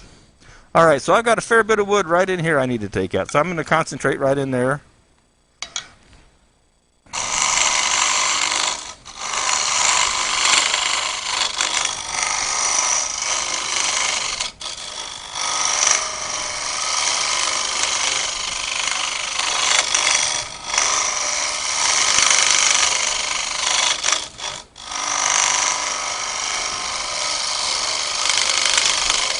Again, you can see how easy it would be. You're working way down in the bottom here to have your hand slip over your tool rest and get yourself hurt.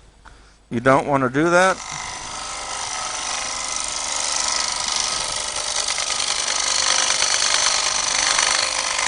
What I'm actually doing right now, even though you can't see it, let me switch to overhead or front so you can see this. As I'm making this cut right in here right now, I've got the tool inside, okay? And I'm looking down through the holes in the voids, and I can see my tool shaft, and I can see pretty much the cutter.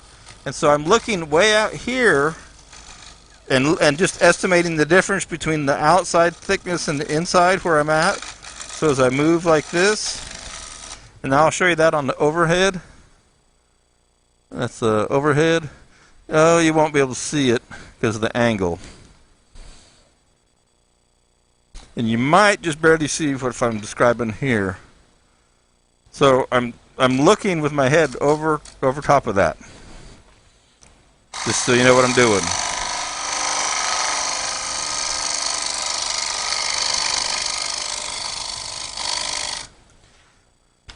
Now I'm listening for the sound of that wall to get thinner. Okay, things are coming along pretty nice right there. All right, so I think I've got a nice section from here to here. I've got about 1.5 inches again. So let's go ahead and finish this little section right in here. Make sure I don't run out of time. 48, what does that say? 48, that's I got 10 minutes. Okay. I'll be right on time. All right.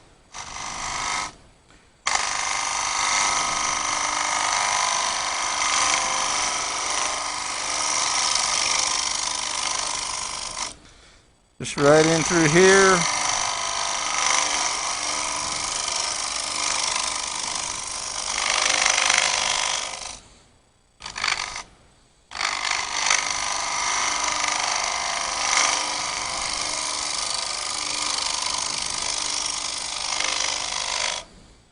Stop and check.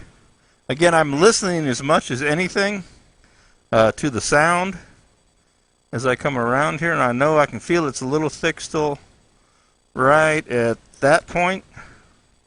There's nothing wrong with leaving a little extra in the base of your piece.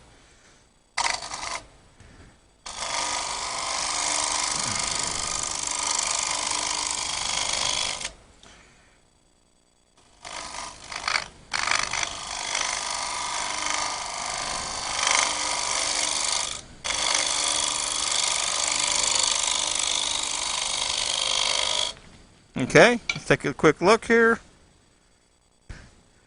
That's feeling pretty good. I take my calipers and check this.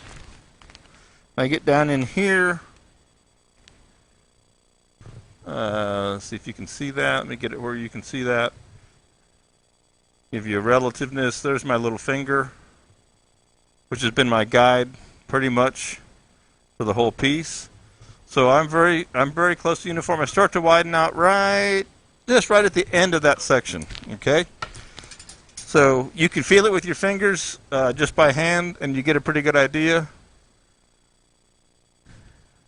Now let's see if I can take my little traditional style grind, and if I can make a pass around that corner. That's not, I mean, it's not bad at all, but I've got a little ridge right there. So let's see if I can come in here with this little traditional grind, short bevel, and come around this corner and finish this up.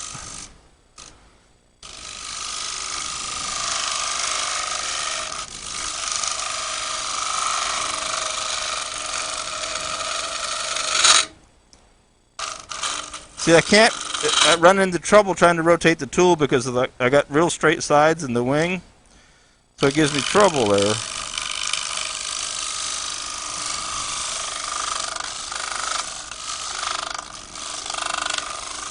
So I'm going to have to go back to my round tool. Round tool, red. That'd be a round one, wherever you just put it.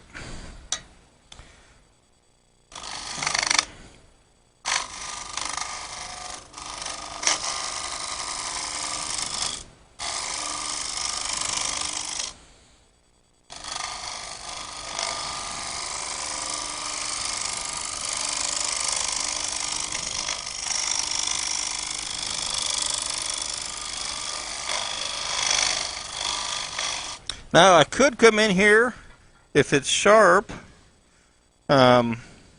theoretically, with a bowl scraper. This one's not a negative rake, but I sharpened it up recently, and I can reach across here, try not to get in the way, and I can be able to clean this up a little bit with this. So you have to work with the arsenal of tools that you have. If it's a lot, that's great. If you don't have but one or two, you'll figure out a way to do what you need to do.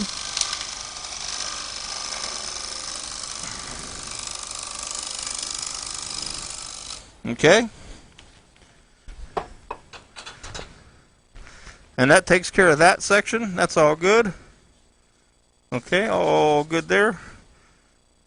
I'm going to leave a little extra in the bottom. I'm going to go ahead and take my round radius tool, or round easy wood, and just take out the center of the very bottom here.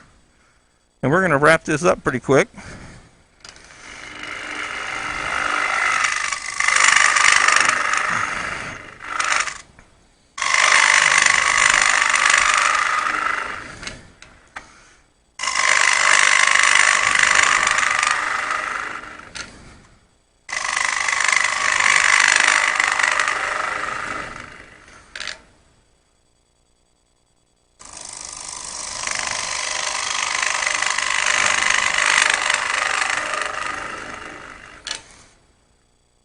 All right, let's see what we got here.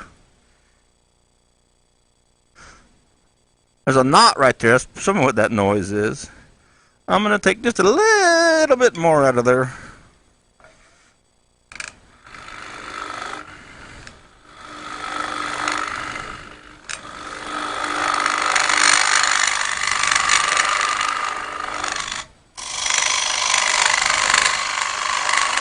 Because it had kind of a flat bottom, though it does have a little bit of a flat bottom outside. A little bit more mass out of that right in there, just a tick.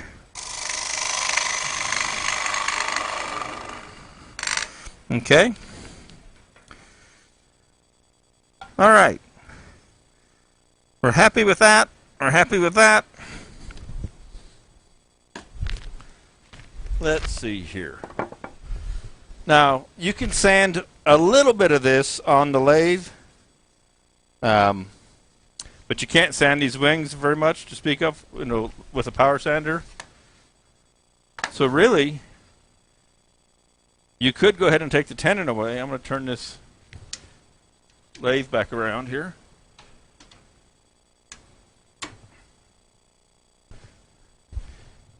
And I wish I had more light on that, huh? Let's see if I can't do this. Oh, I just looked into the light bulb. I don't know why that looks so dark right in there. Wish you could see better. It looks the best on the end. Got the best light going. So, I would sand the base of this, and how do we take the tenon off? I'm going to tell you how I take the tenon off in 5 minutes. And I think let's go ahead and do that. Let's just go ahead and put something in there. So, this is a beautiful piece of wood. I'm looking for some tools here. Looking for my chuck key. So I'm going to go, because it looks like you can see the best on that. Try and give you an idea of what this piece looks like inside.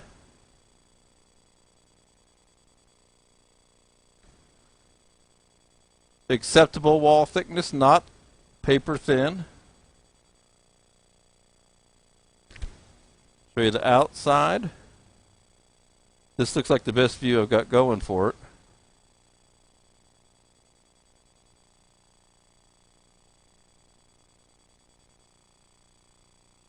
So a pretty nice piece if I hold it up just like that. I'm kind of zooming in a little tight. Quite respectable, quite respectable. I'll go to front camera now. So a nice little piece. Over here on the black. Got a great profile to it. It's anything but a typical bowl. Alright. Pretty cool. Great patterns to it. So, get rid of the tenon.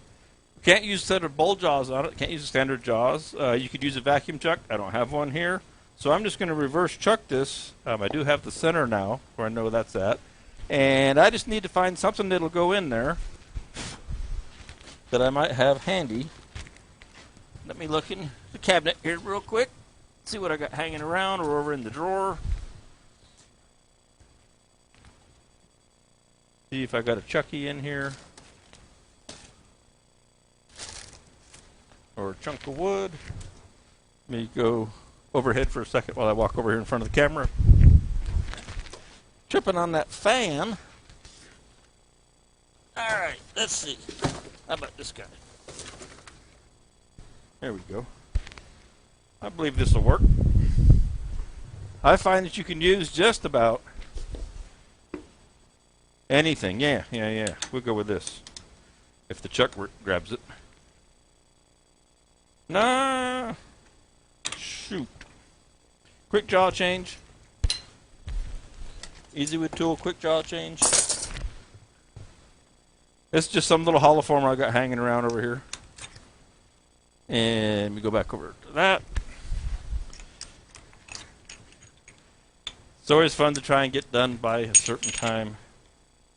Like I say, I'm warming up for the woodworking shows when time is critical. See if I can grab this with the step jaws. I don't know what that tenon was made for, but it didn't fit those 3.5s. See, JP, how quick I can change these jaws with no screws or anything? you'd just be looking for the, just now finding your screwdriver.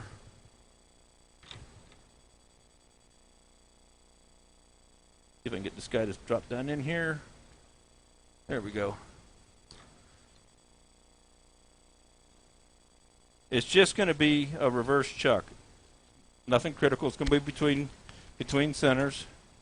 That's pretty close. It's just a friction fit, a friction grab that we're going to have here. All right. Put our piece up here for a second.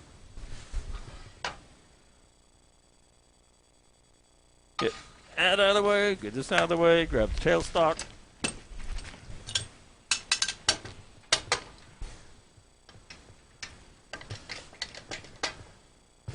All right.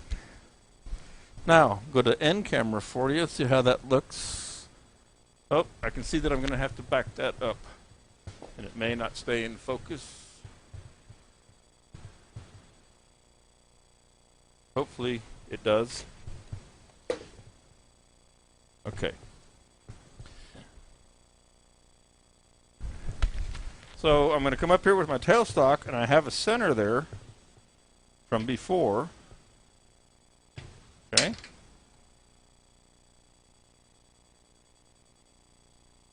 going to let that center up on that. And if my tendon turns true, which it seems to, I'm going to lock everything down. Now I want just enough pressure on here. Just enough pressure between my centers to hold this so that it doesn't rotate. You see the friction, I have enough pressure without much so that this doesn't spin on here. And then I'll turn this tendon down to a little cone. And the reason we don't want a lot of pressure is if we have too much pressure, when we get this little cone made, that cone will break. Okay? And the best way I'm going to be able to show you this, it looks like it's going to be with this end camera, and I'm going to have to adjust it. So you can't see while I adjust this, so I don't make you nauseous. How this will work. All right. Okay. So we go to the end camera. All right. And we find a suitable speed. We turn this on. She's not perfect, but it'll work for what we're doing. We're not truly dead centered. And you'll get noise from the piece inside sometimes. So we've got about 680, 675 going. All we want to do is pare this tendon away. Okay? Real quick like. And we're going to be gentle, but quick. So I'm going to grab the number 1 hollower, small round cutter. Now this does not have a negative rake on it. We'll see if it eats things up or not. Raise that tool rest up.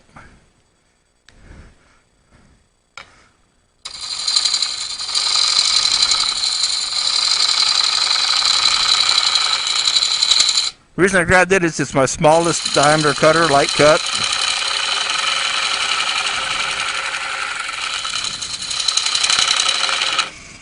So see there, I need a little more pressure. There's Mr. Dixon. I told you he might show up. All right, a little more pressure there. Keep that from spinning, because if it spins in there and I didn't put a rubber pad in there, it'll mar your piece.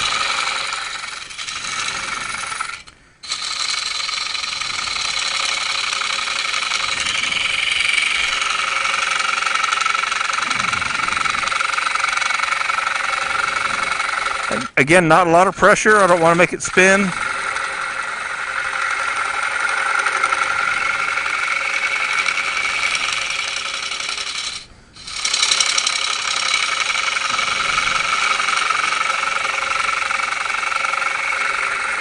We're going to want to make sure our bottom is concave so that it sits flat.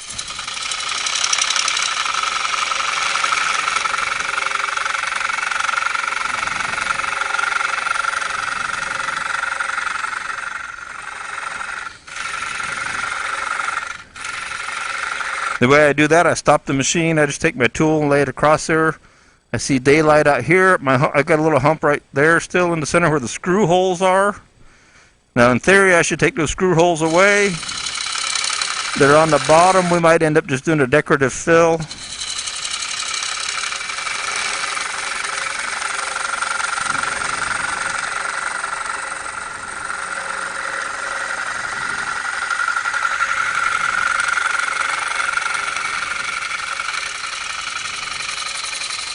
Okay, next tool, detail tool. I think I'll go with the standard one. I'm going to start to cut my cone.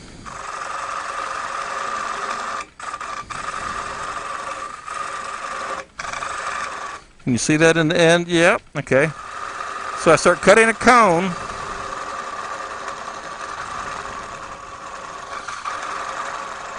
Come back and blend this in.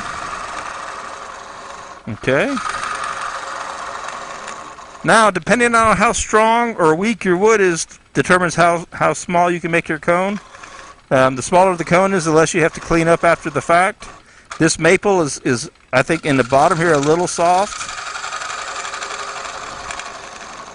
Because if I go super small and I break this cone right now, go back to here.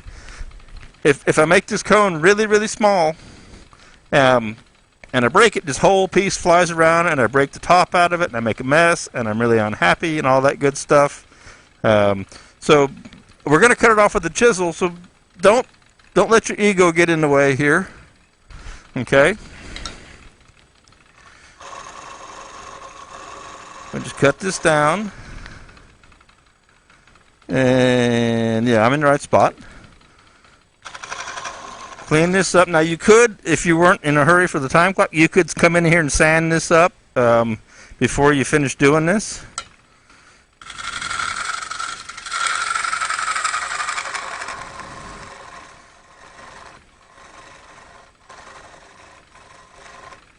So that's down, that's a little bit smaller than a pencil. So I'm going to stop right there because I don't want to break it in front of you.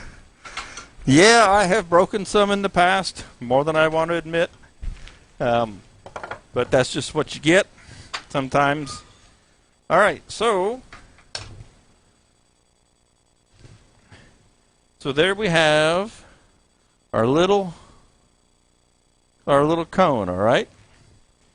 So let me take this tailstock out of the way, and I'm going to change camera for a second so I can adjust this, and you just see what I'm going to do.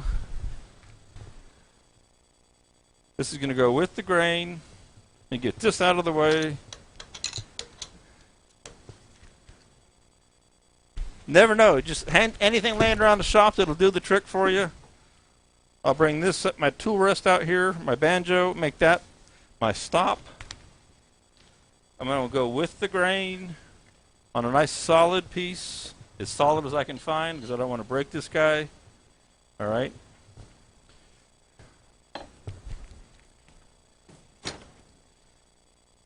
I get my little chisel and my mallet, and I'm going to look in this camera here. Let me adjust this camera. You'll see what I'm about going to do. There we go. This is real simple and real fast. When I had to turn all week long and sell on the weekends, I had to be fast, fast, fast. Take our chisel, our little mallet, just cut that guy right off of there. Okay? Nothing to it. Pair that up. Now this natural edge, you want to be careful. You can sand that off, do what you need to.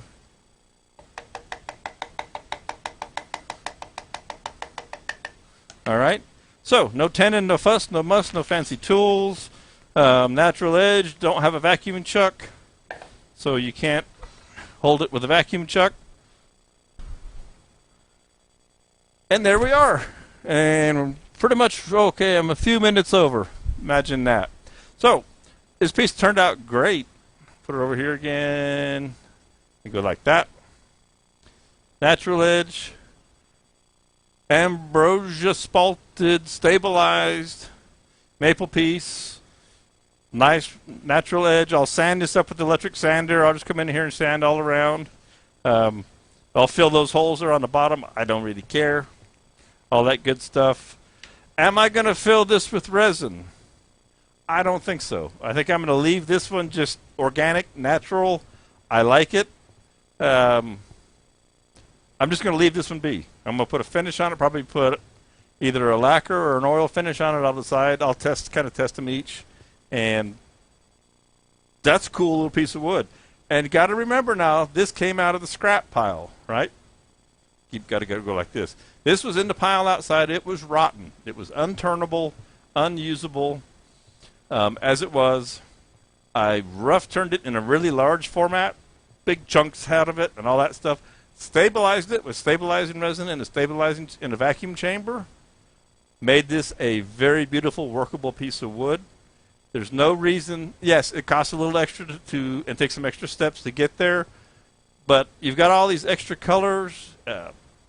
It just shows you that you can make a piece of wood workable if you want to spend the time, and you get the reward of going through the steps in the process of making a really nice piece. Lots and lots of fun. So let's see if there's any questions here as I wrap up. Will I oil this, Arthur? I'm not sure. I'm going to play with it once I sand it up. And what I'll do is I'll wet it out a lot with the denatured alcohol and decide what kind of finish I want, which one I want to put on it. I might spray a little lacquer at it. I might put like down on, well, the bottom won't really show me too much. If I put oil on it, I own it because I can't put lacquer over top of the oil. I could use the Chromacraft WR20 water-based urethane. It is interesting stuff in that it leaves no finish. It looks completely natural, but it is sealed. That might be another way to go. I could do that, and then I could still put lacquer over top of it. So the question is, with the undulations and lacquer, so a high gloss is going to be hard to deal with. You can't polish in here, so you're going to have a contrast between shiny and not. Maybe good, maybe bad. I mean, this is a pretty unique piece in the way it is. Had I filled it, or had I chosen to fill it with resin, then the whole thing would be smooth. But I said I'm going to leave this one natural. So it's in the oil or satin lacquer. Satin lacquer might be a good choice on this. It wouldn't be shiny and all glossy. So I don't know, but I'm quite pleased with the way this came out, and I'll get her sanded up one of these years and finish it out.